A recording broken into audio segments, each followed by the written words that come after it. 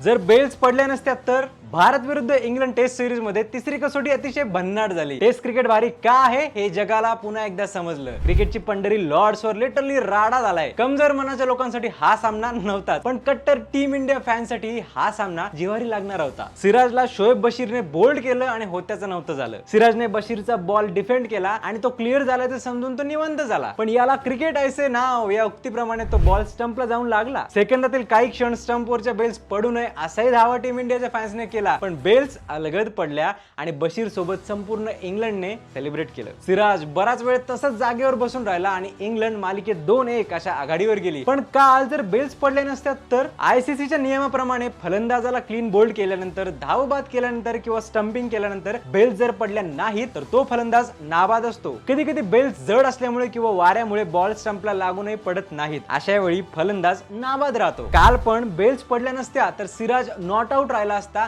आणि कदाचित निकाल वेगळा लागला असता, पण क्रिकेटमध्ये जर तरला काहीच महत्व नाही।